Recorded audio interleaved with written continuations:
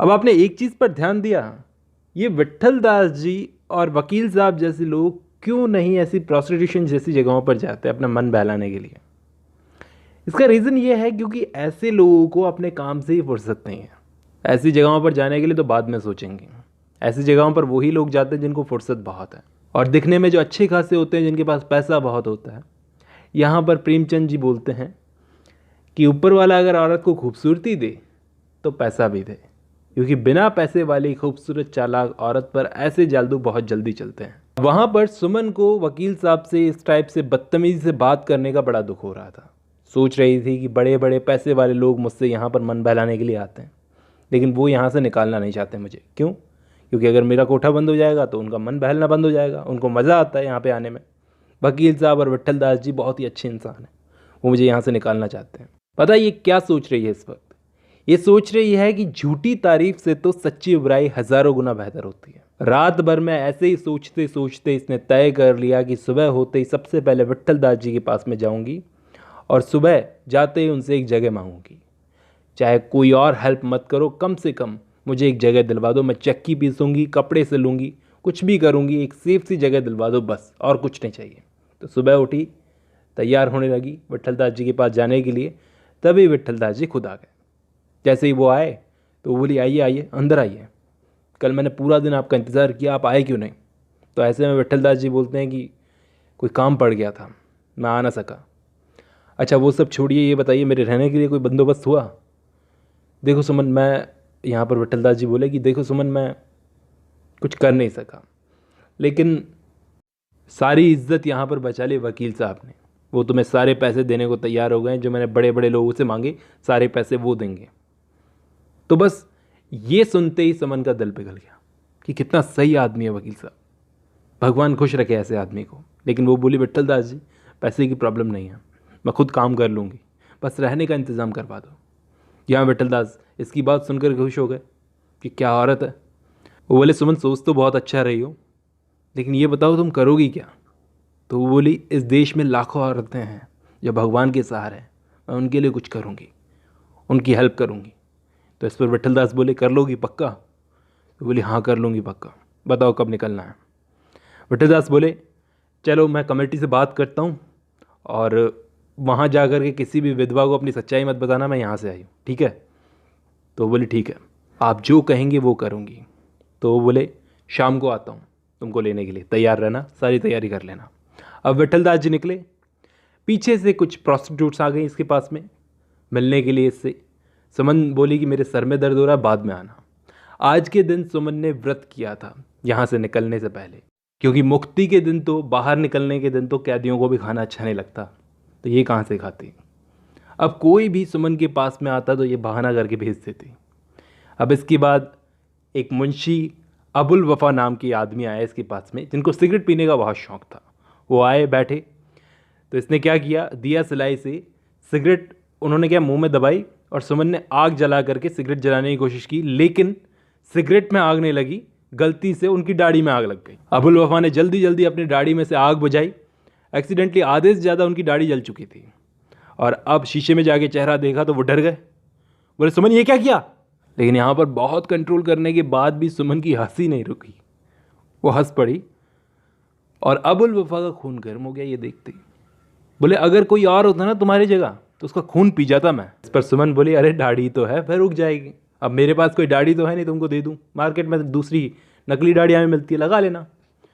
अब वो और गुस्सा हो गए। बोले, गुस्सा मत दिलाओ, मेरे मुंह से कुछ निकल जाएगा। तो सुमन यहाँ पर एक्साइटमेंट में कुछ ज़्यादा ही बोल गई। बोले कि तुम्हारी दाढ़ी जरा सी जल गई तो इस पर इतना गुस्सा कर रहे हो, लेकिन तुम लोगों ने कितना जलाया है मुझे यहाँ पर। जाओ घर जाओ, मुझे आप जैसे छिछोरे आदमियों की ज़रूरत नहीं है। अबुल वफा गुस्से में वहाँ से चले गए अपनी दाढ़ी छुपाकर। अब यहाँ पर ये सुमन उनके जाने के बाद में सदन के आने का इंतज़ार करती रही, क्योंकि एक बार लास्ट बार जाते जाते वो सदन से मिलना चाहती थी, लेकिन सदन एक बहुत अच्छा लड़का है, तो सुमन सोचने लगी कि आज अगर वो यहाँ नहीं आए तो अच्छा है, क्योंकि उसके आने से मैं जा नहीं सकूंगी यहाँ से। सदन तो आया नहीं, विट्ठल दास जी आ गए अपने बग्घी लेकर। इसके दिल की धड़कन तेज। आते ही विट्ठल दास जी पूछते हैं, चले, हो गई तैयारी? तो ये बोली हाँ। तो वो बोले, तुमने तो कुछ बांधा भी नहीं है। तो सुमन बोली, मैं यहाँ से कुछ भी नहीं लेके जाना चाहती अपने साथ में, तो ये सामान का क्या करना है फिर? तो वो बोली, विट्ठल दास जी आप इसे बेच देना और किसी अच्छे काम में लगा देना। चलो फिर, गाड़ी तैयार है। लेकिन सुमन बोली, आप 10 बजे तक का इंतज़ार कीजिए छत पर बैठकर, क्योंकि मेरे कुछ ग्राहक आने वाले हैं, उनसे विदा लेना चाहती हूँ। आज सदन आया नहीं था। दरअसल इसको सदन का इंतज़ार था कि सदन आएगा तो क्या सोचेगा। पता नहीं क्या हुआ, आज सदन आया नहीं था। 10 बज गए लेकिन अभी तक वो आया नहीं था। विट्ठल दास जी नीचे आए, गाड़ी वाला इंतज़ार कर रहा था, लेकिन वो रोक कर बैठी थी कि थोड़ी देर और रुक जाओ और रुक जाओ। इसी बीच वो कई सेठों की बेइज्जती कर चुकी थी। जमन लाल को कुर्सी से गिरा दिया, पंडित दीनानाथ पर वर्निश गिरा दिया। शायद वो अब तक का गुस्सा निकाल रही थी, सब पर गुस्सा निकाल रही थी, बेइज्जती कर रही थी सुना सुना के। फिर इसके बाद ऊपर से विट्ठल दास जी बहुत वेट कर करके परेशान हो गए थे, वो पागल हो गए थे। वो आए, उन्होंने कहा कि सुमन अब बहुत हो गया, गाड़ी में बैठो। इसके बाद में सुमन को उन्होंने गाड़ी में बैठाया और मकान पर ताला डाला, और इसके बाद सुमन गाड़ी में बैठ के चली गई। यहाँ पर सोचने वाली बात यह है कि सदन जो रोज सुमन के पास आता है, उसी रात क्यों नहीं आया। इसके पीछे दरअसल एक रीज़न था। जब सदन को पता चला कि चाची को अपना कंगन मिल चुका है, तो सोचने लगा ये कंगन इन्हें कहाँ से मिला। सुभद्रा चाची को कंगन कहाँ से मिला? सुमन ने तो नहीं दे दिया। वो जानती है ये कंगन चाची का है। मैंने तो अपना पता भी उसे नहीं बताया था। या फिर हो सकता है ये डुप्लीकेट कंगन हो, लेकिन देखने में लगता तो नहीं है। शायद सुमन को मेरे घर का पता चल चुका है। तो ये सोचने लगा कि सुमन तुमने बहुत गलत किया, तुमने मेरा दिया हुआ गिफ्ट वापस मेरी चाची को दे दिया। लेकिन ये सोचने लगा कि सुमन अब मुझे कंगन चोर समझती है, इसलिए ये बेटा सुमन के पास नहीं गया शाम के वक्त। यही रीज़न था कि सुमन इसको कंगन चोर समझती है, इसलिए इसी शर्म के मारे 1 हफ्ते तक ये सुमन के पास में नहीं गया। इच्छा तो इस बेटे की बहुत होती थी, मन नहीं लगता था टाइम कैसे कटे। लेकिन 8वें दिन इसने घोड़ा उठाया और चल दिया सुमन के पास में कि चलकर सुमन से बात तो करूं, क्योंकि प्यार है सुमन से, वो जो भी सज़ा देगी मंजूर है। अब ये एक नशा है, नशा। इस नशे में होश तो रहता है, लेकिन इंसान का मन बोलता है कि चलने दे चलने दे। तो इसने घोड़ा उठाया और चल दिया सुमन के पास में। लेकिन सुमन तो जा चुकी थी घर छोड़ के। लेकिन ये सुमन के घर तक पहुंचा भी नहीं था कि रास्ते में इसको एक साधु मिला। उसने इसका हाथ पकड़ लिया, बोले मुझे पता है तुम कहाँ जा रहे हो, लेकिन वहाँ मत जाओ, सुमन के पास तुम मत जाओ, क्योंकि वो जो औरत है वो अपने पति को छोड़ सकती है, तो सोचो वो तुम्हारी क्या होगी। कहकर वो साधु चले गए। सदन सोचने लगा ये साधु कौन था और मेरे बारे में इतना कैसे जानता है। तो अब साधु के कहने के बाद में इसकी हिम्मत बिल्कुल नहीं हो सकी कि ये सुमन के पास जा सके, इसलिए ये घर लौट गया। वहाँ इसकी चाची सुभद्रा, वो ये सोचने लगी कि मैंने बेचारे बच्चे पर चोरी का इल्ज़ाम लगाकर ठीक नहीं किया। उसने बेचारे ने चोरी नहीं की थी, मैंने इल्ज़ाम लगा दिया। उनके पति वकील साहब सोच रहे थे कि भतीजे को वापस घर भेज देना चाहिए। सदन का भी अब यहाँ पर मन नहीं लग रहा था, सुमन के पास तो जाना नहीं होता था, अब उसे भी घर जाना था। तभी इसी बीच गांव से बड़े भाई साहब का लेटर आया, वकील साहब के बड़े भाई साहब का लेटर आया कि सदन बेटे को गाँव भेज दो, तुरंत की तुरंत शादी करवाएंगे लड़के की। तो सदन के साथ उसकी चाची सुभद्रा भी जाएगी गांव। वो तो खुश हो गई, तैयारियां शुरू करने लगी जाने की।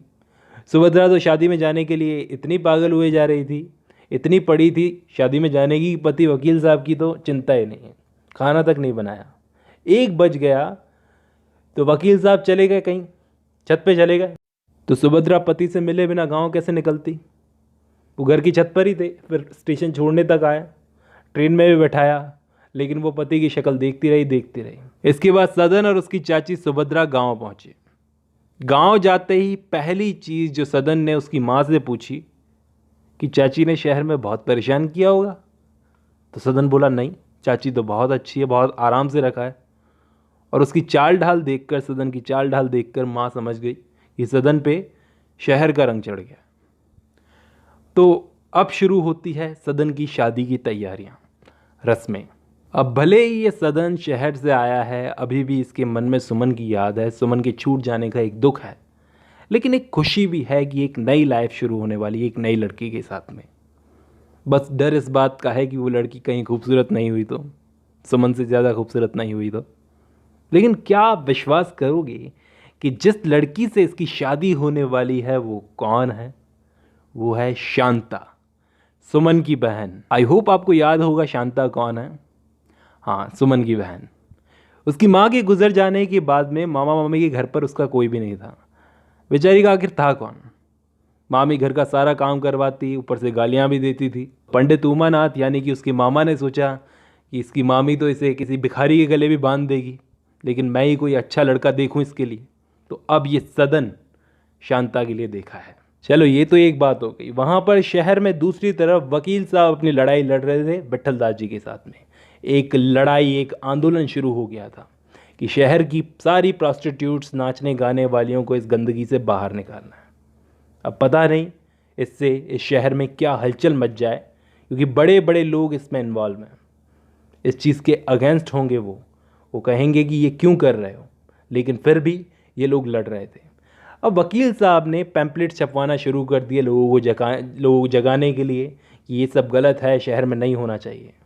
लेकिन ये वकील साहब थोड़े कमज़ोर टाइप के आदमी हैं इस मामले में। विट्ठल दास जी तो मानते हैं बहुत लड़ने वाले टाइप के आदमी हैं, लेकिन क्या है कि ये थोड़े कमज़ोर टाइप के आदमी हैं वकील साहब। लोग उनको बहकाते हैं कि यार आप भी क्या विट्ठल दास जी के चक्कर में पड़ गए यार, वो आदमी उसको तो कोई काम नहीं है, आपको तो काम है ना। कोई कहता कि वकील साहब किसी औरत ने मना कर दिया क्या, तभी वैश्याओं के पीछे पड़े रहते हो। तो बहकाने की तो बहुत कोशिश की, लेकिन ये थोड़े क्या है, कमज़ोर पड़ जाते हैं। लेकिन इनका आंदोलन क्या धीरे धीरे अब आग पकड़ने लगा था। अब सुनो, कहानी में इंटरेस्ट तो अब शुरू होता है। गांव में भतीजे सदन की शादी को अभी 2 महीने बाकी थे। तो अब बीवी की तो चिंता नहीं थी, बीवी गांव में है, बच्चे हैं नहीं अपने, तो लगे रहे आंदोलन में, काम में भी ध्यान नहीं लगा रहता था। लेकिन क्या है, टाइम के साथ में गांव में भतीजे की शादी आ रही थी नज़दीक। तो वकील साहब सोचने लगे कि भैया गांव में अभी शादी है, और गांव की शादियां हम जानते हैं, नाचना गाना तो होता ही है वैश्याओं का। तो बड़े भैया आप गांव से लेटर लिखेंगे कि शादी में नाचने गाने वालियां चाहिए, और तेरी शहर में बहुत जान पहचान है, तो कर बंदोबस्त। अब उनके बिना कौन सी शादी पूरी होती है, नाचने गाने वालियों के बिना? क्योंकि दूर दूर से लोग नाच गाना ही तो देखने आते हैं गांव की शादी में, और होता क्या है।